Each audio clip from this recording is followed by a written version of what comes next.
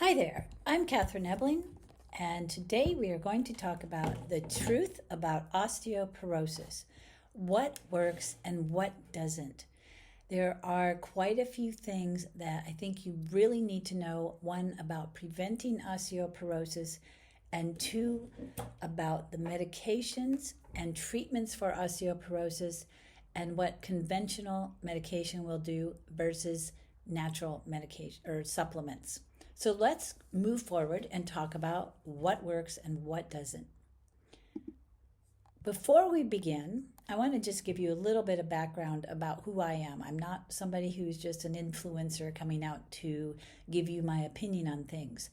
I have literally spent 40 years studying diet, hormones, nutrition, and longevity. 40 years researching, reading, and writing. For the past 15 years, I've worked for a major online health and wellness company, reading, researching, and writing, and having them published on articles about diet, health, and nutrition. And I've also written 6 books on diet and nutrition, one of them being The Fat Burning Kitchen, which has sold over 1 million copies worldwide and was translated into 5 different languages. The other one that I'm especially proud of is The Diabetes Fix, which is a very good book if you're looking at getting rid of any type of chronic inflammation and heart disease and diabetes and metabolic health as well. This book I wrote while I was getting my master's degree, and I used many parts of that book for my master's thesis, or capstone project as we call it, and I got an A. Personally, I started bike racing at age 50 and became the number 2 nationally ranked cyclist at age 55. I was actually kind of shocked myself, but I give a lot of credit to my diet. And I want to tell you, at 20 some years of age, 22, I guess I was out of college, I actually decided, and this is before the word was invented, that I wanted to biohack myself. And what I mean by that is literally learning, researching, and following diet and nutrition guidelines to be the very best physical and mental and emotional human being that I could be. And that turned out to be biohacking. And so far it's worked. I've tried a zillion different diets and I can tell you all about them, but the diet I follow now is the diet that works best. But I'm not going to make you all follow it. You can decide for yourself. That's basically all about me. I want to say one more thing. The work I do and the presentations and information I offer you is not stuff I just pulled out of thin air.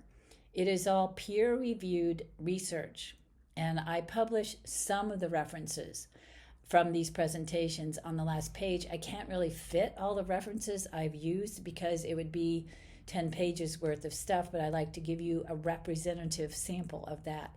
I always use peer-reviewed, credible research and evidence-based practice because that is what I've been taught in nursing school. The 6 years I went, I know people sometimes harp about where's the peer-reviewed research, blah, blah, blah. Well, I didn't get through school making stuff up. I did it by getting peer-reviewed research and evidence-based practice. Nursing is really big on evidence-based practice. So I want to make that point because I'm going to be telling you stuff that is related to a medical condition, and I think it's very important that you understand that. Okay, let's move on. If you're over the age of 50, you can be at increased risk for bone fractures, especially in your hip, spine, wrist, forearm, and femur. And we'll talk more about the femur later. You may already actually have osteopenia, which is bone thinning, or you could be getting osteoporosis. That's porous bones. The unfortunate thing is osteoporosis can be a silent killer. Often people don't know until they break a bone. But early diagnosis and prevention is really key because you can start taking steps to reverse or slow it down. Did you know that about 1 in 2 of us, women over 50, will break a bone due to osteoporosis? That's half of us. That is staggering. 1 in 4 men, actually, over 50 will break a bone also due to osteoporosis. For men, it usually happens a little bit later, and it's a more of a gradual process for them. The important thing to remember, though, is the mortality from a hip or femur fracture is staggering once you hit the age of 65. If you break a hip or femur, you have a 15 to 36% chance of dying within a year of breaking that bone because it affects your mobility that much and because mobility is so important to our lives. So why do we get osteoporosis? Bones are made of living, dynamic tissue that requires proper nutrition, exercise, and stress. Bones are a lot like muscle. If you don't use them, you lose them. So I'm going to show you how to use your bones. It's connected to muscle, so there's a hint.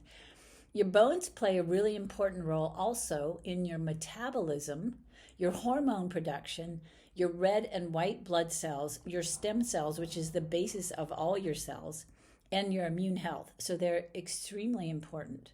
Bones have to have stress to remain strong.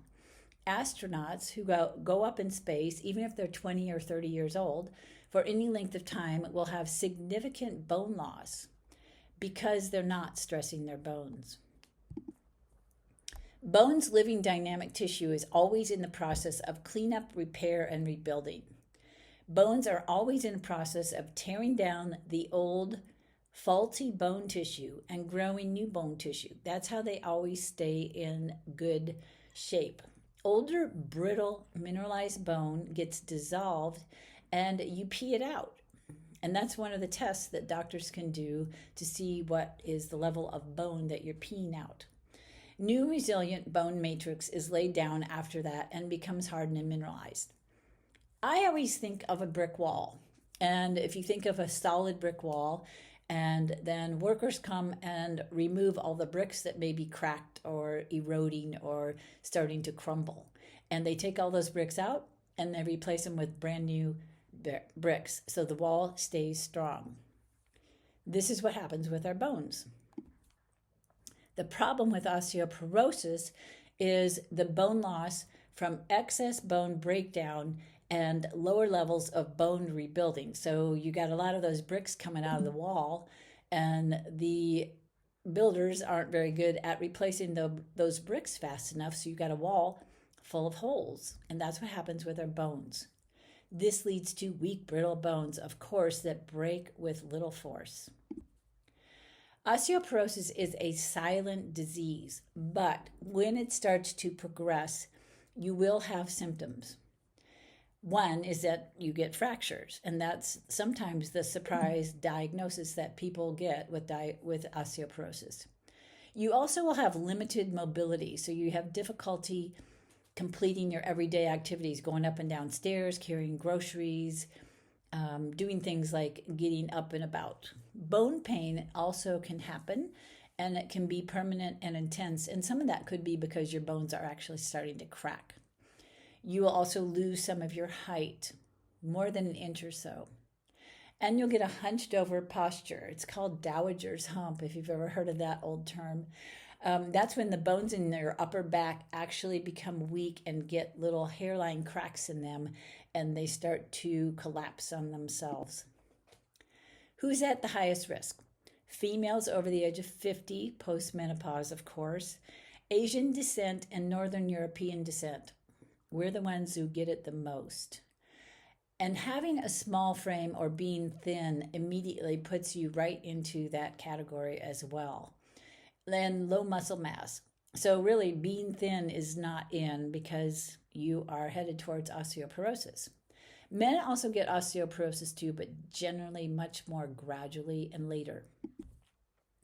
Other things that put you at risk are, number one, the biggest cause of osteoporosis is chronic inflammation of any sort. Generally, it's from your diet, high sugar, high grains, high legumes, high processed foods, alcohol, and soda. All of those things will take calcium and minerals out of your bones, and you will pee it out.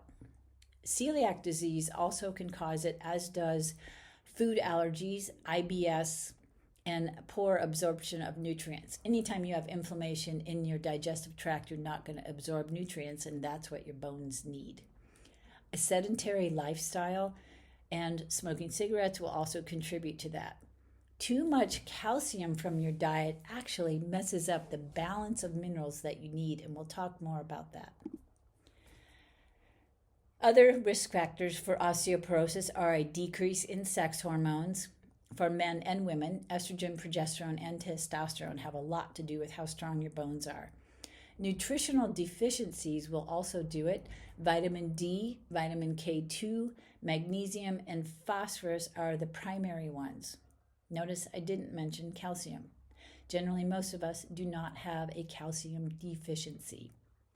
Long-term use of steroids or estrogen blockers will do it, as does high levels of stress and cortisol. Extreme weight loss from dieting, malnutrition, or if you have anorexia, you will most definitely be headed towards osteoporosis. And Ozempic use as well, and some of the other GLP-1 agonists. People who are using those medications to lose weight are losing muscle unless they're actively trying to keep it. And when you lose muscle, you lose bone. A diet, sorry vegans, but this is true, a diet high in seeds, grains, nuts, beans, and leafy greens will interfere with your calcium, magnesium, iron, and zinc absorption. There are phytates and lectins and other substances in these foods that can actually interfere with that iron absorption, mineral absorption, And I will tell you firsthand that I was a vegan for 10 or 12 years, and I read all the books on it, and then I went to all the natural doctors, and I wanted to make sure I was taking all the right supplements, and I was eating seeds, nuts, grains, beans, and leafy greens, and lots of vegetables. And I ended up with teeth that were breaking, and hair that was falling out, and I was anemic. All of those things were tied to my inability to absorb nutrients because of my diet. So I just want to put that out there. Other health conditions that put you at high risk are breast and prostate cancer and any other sex hormone-related cancer. Often this has to do with the treatments as well. Diabetes, problems with your parathyroid glands, which are two little glands that sit near your thyroid, and they actually regulate the amount of calcium and other minerals that is in your bloodstream and how much needs to go to your bones. Any kind of autoimmune disease usually causes it because you have high levels of inflammation. And female athletes who have really low body fat can also get it. I had a friend in her 40s who was eating a super healthy diet, but she wanted to be a bodybuilder and compete. And so she was doing all the natural stuff, but her body fat got so low that she quit having periods. And when she did that, she went through premature menopause. And at age 49, she was headed towards osteoporosis, which is kind of sad. Other things that can increase bone loss are medications. This is the biggest one. Proton pump inhibitors, or PPIs, which help acid reflux. That actually prevents the acid from utilizing the vitamins and minerals in your stomach. Steroids will do it. Thyroid supplements, depending on the amounts you're taking. Hormone blocking drugs, diabetes medications, some mood stabilizers, some blood thinners, epilepsy medication, tramadol, the pain reliever, and the GLP agonists. So how do you diagnose bone density? Early diagnosis is key, especially if you're at risk of any of the previous conditions. That was a long list. Prevention is especially important. If you're over the age of 65, you should definitely have a bone density test, but the earlier, the better. Usually a low radiation DEXA scan will be done to check your bone density, and they sometimes do a fracture risk assessment, which estimates the risk for fracture. Other tests to check for bone density include your medical history, a urinalysis to check how much bone is being peed out, and inflammation levels. Let's talk about conventional medical treatments for osteoporosis because I think this is important. The first line of treatment is usually a class of drugs called bisphosphonates. These drugs include things like Fosamax, Boniva, Actonel, alendronate, Actonel, these are tough, tongue twisters, Atolevia, Reclast, and Zomida. The medications stop or slow the resorption of the old bone material. So if you think about the brick wall and the old cracked bricks coming out, these medications stop those old cracked bricks from coming out.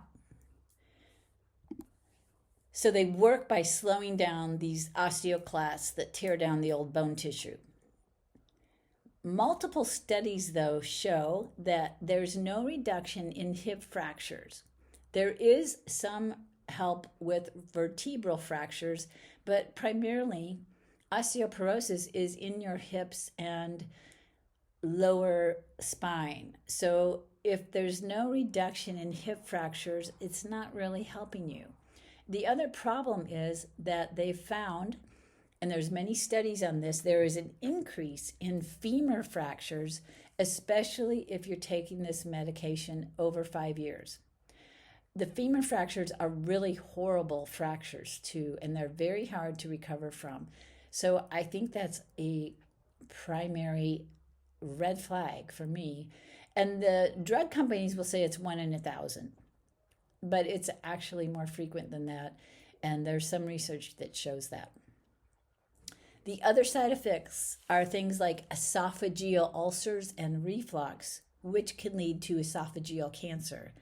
Jawbone necrosis, where your jawbone actually dies and disintegrates, is serious. You should look that up.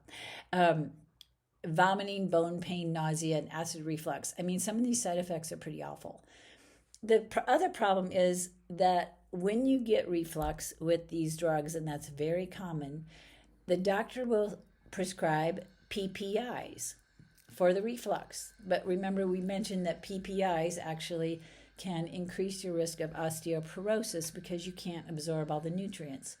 So that's a little bit of a problem as well. Bisphosphonates promote bone density, but they don't help regrow that stretchy, strong, connective bone matrix that you really need for strength and resilience.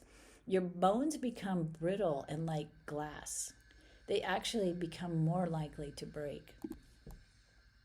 Other treatments for osteoporosis are estrogen, HRT, and BHRT, which is bioidentical HRT. And these are really helpful. These are the drugs that actually supplement your natural body hormones that then help your bones and a lot of other chronic diseases. So I find these really important. And bioidentical is natural, and you don't get some of the side effects that you get with other HRT. Testosterone is good for men too. Testosterone replacement really helps men. Another couple drugs here are Prolia, which is similar to these bisphosphonates. You get things like bone pain and jawbone necrosis again. And another one that's really common is called Evista, and that's an estrogen receptor blocker. So it actually blocks your body from absorbing estrogen. And so it actually tries to mimic, and I'm not sure how all this works, but it mimics the effect of the estrogen on your bones. But then you get some of the other issues with estrogen, which are things like blood clots and hot flashes, and you increase your risk of cancer. So it's pretty serious stuff.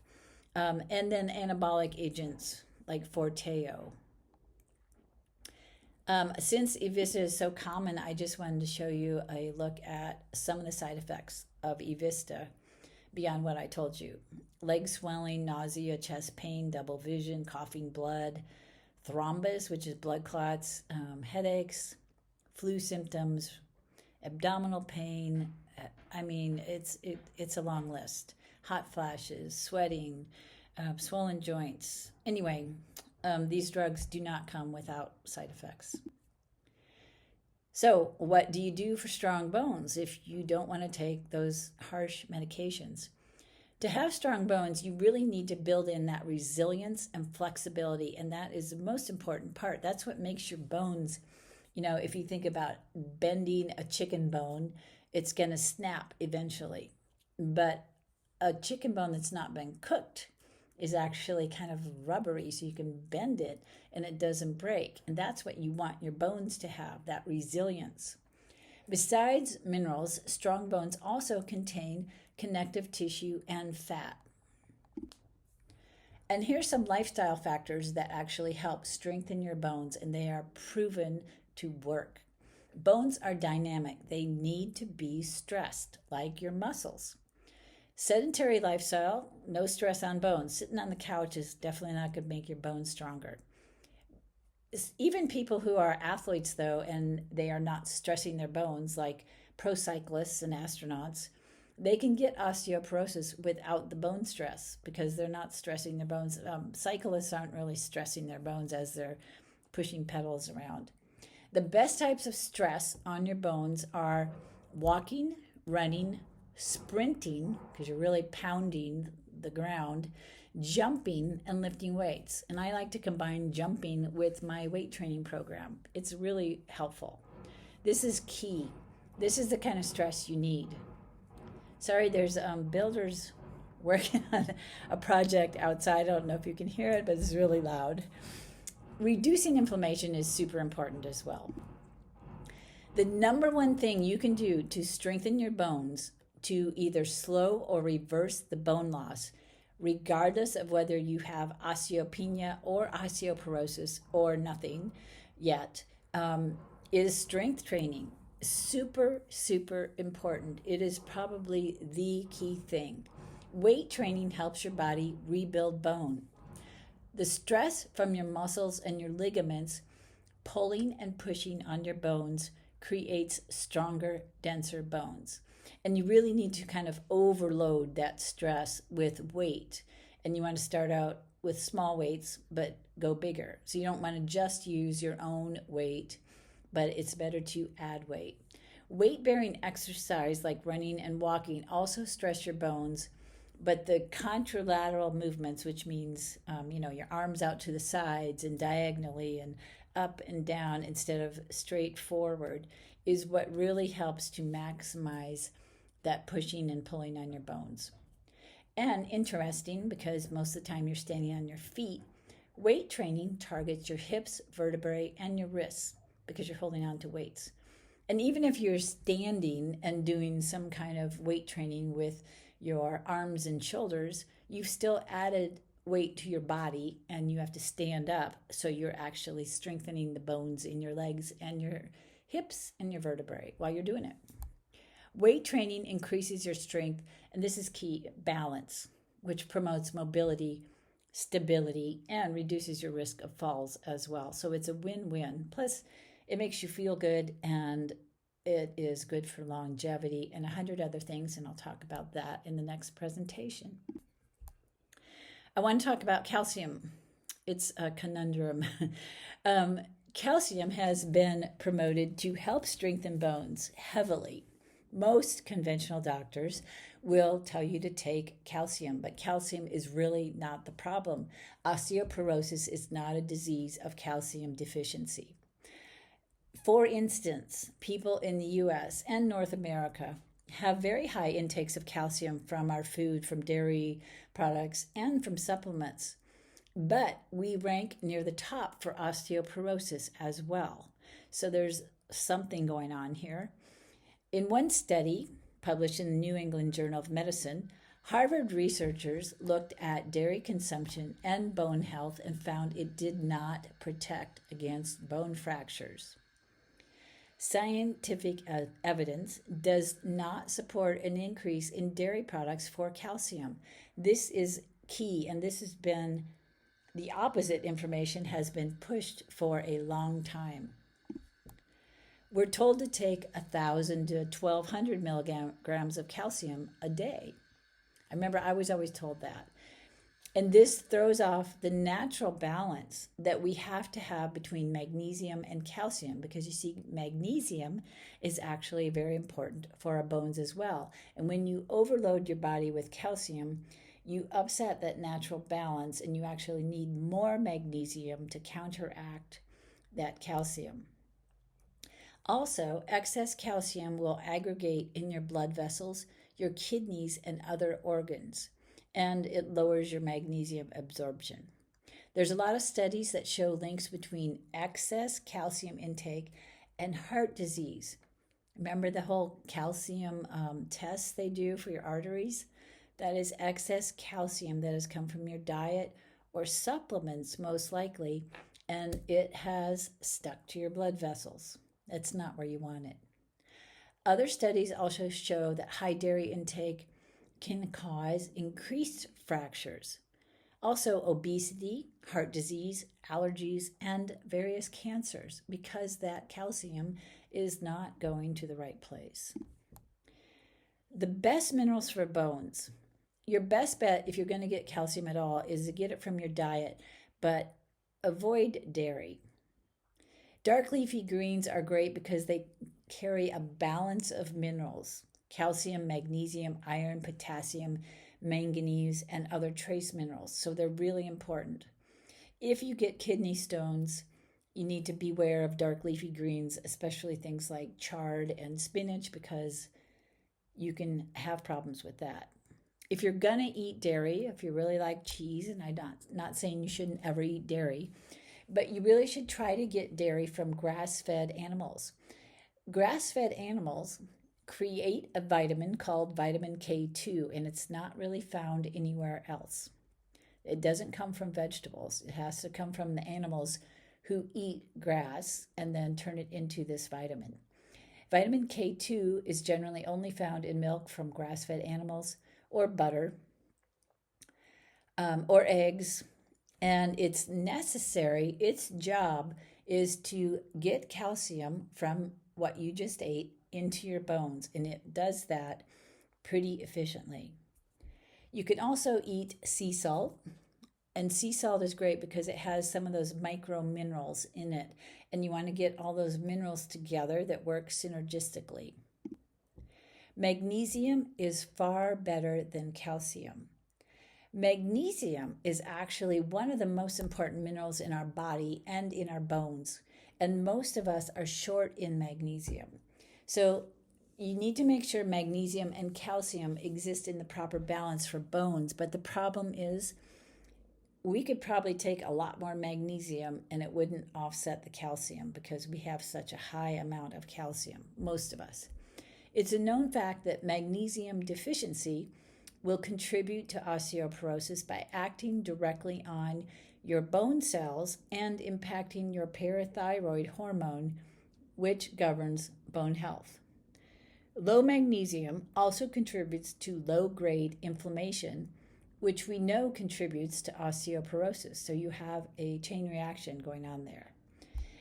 A doctor will also evaluate your magnesium and calcium balance if you ask them to, because that's a really important assessment if you're looking at your bone density. You might find out that that's way off, and that would be a clue that you could take some more magnesium.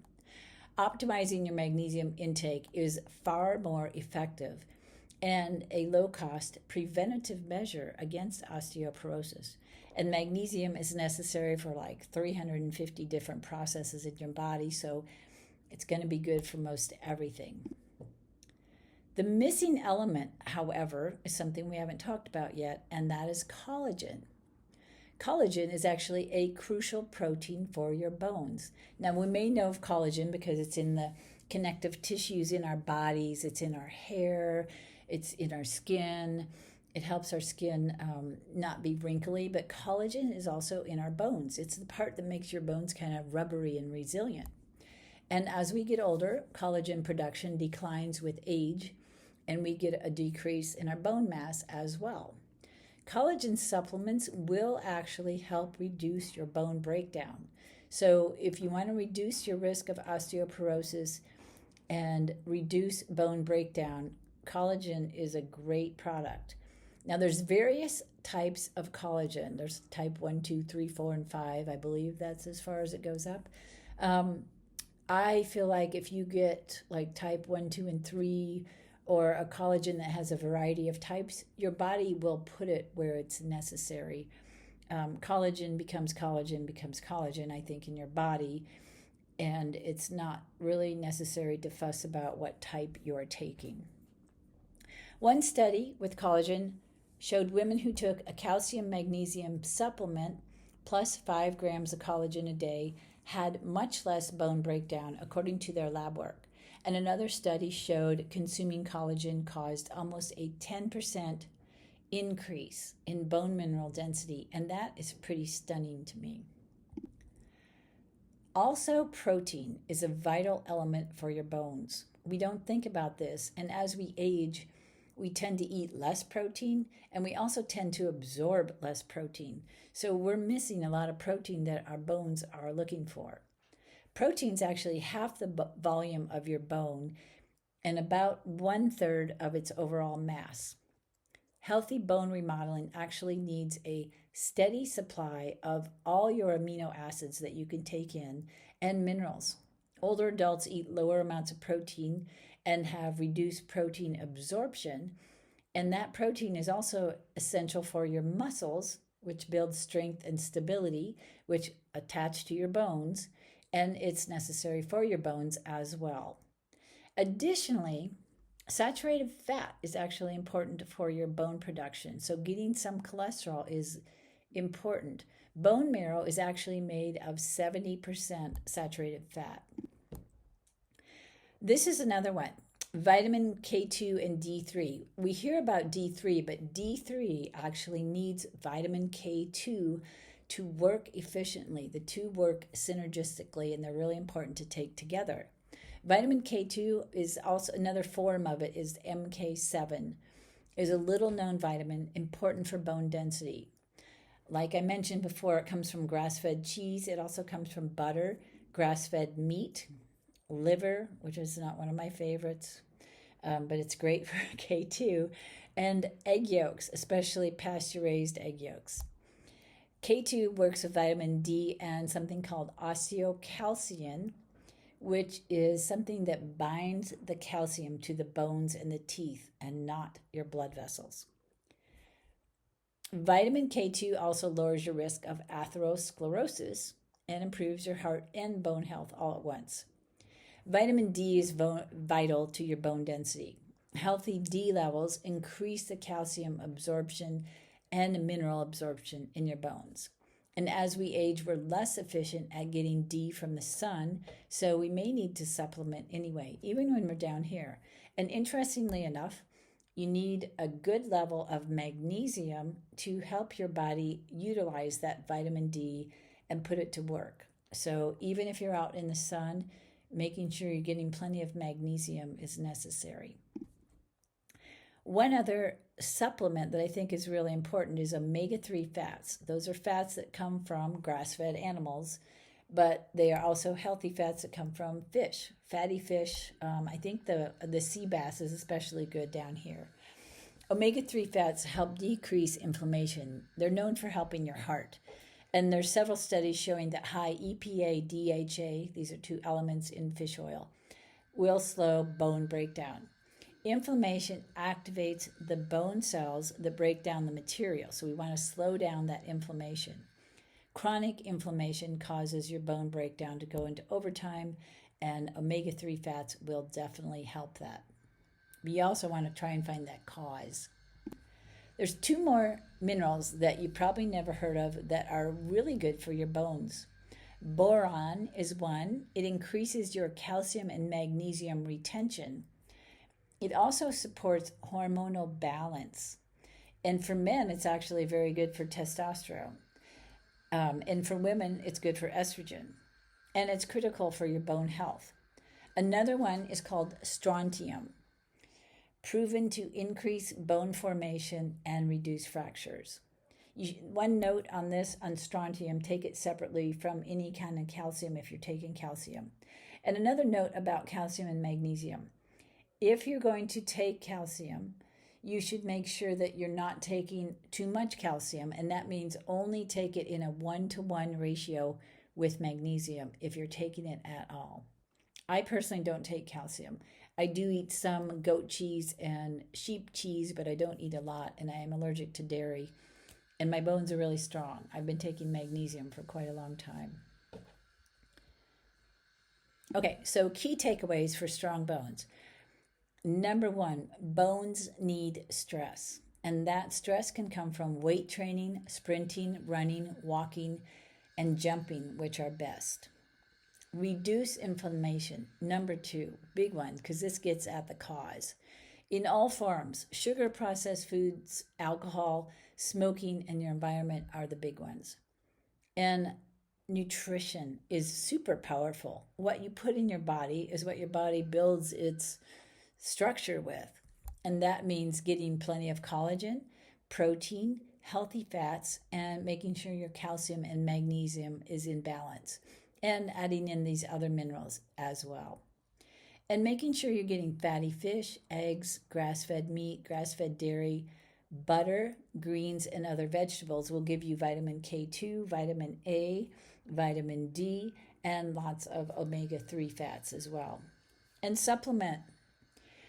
As we get older, I think we need supplements. It's just so hard to get all the nutrients that we need in our bodies and then get our bodies to utilize them unless we're taking a good high-quality supplement. Collagen, magnesium, vitamin K2 and D3 together, omega-3s, boron, and strontium are my recommendations on supplements. Bioidentical HRT can also be very helpful. It depends on your age and if you are very far along with osteoporosis. And, this is a personal preference, but my recommendation is to avoid osteo medications if you possibly can, or only take them for 1 to 3 years at most because of those side effects. That's it. This is the end. If you have questions about this, I welcome them, and I'm happy to provide references if you need to see them. But my email is caebling@gmail.com. And please feel free to check out my website, catetebling.com. I've got quite a few articles there, and I'm in the process of adding more all the time. I've written about 500 or 600 articles that have been published. And so I've got a lot of work trying to get all of those onto my website. And up next in my next presentation, which this leads right into, is the 8 most functional exercises that you need for your bones, your balance, and for longevity. And this is some of the references I've used. If you want to screenshot that or whatever, you can. There's a lot of them. I have pages and pages. Thank you very much. Take care, and I will talk to you soon.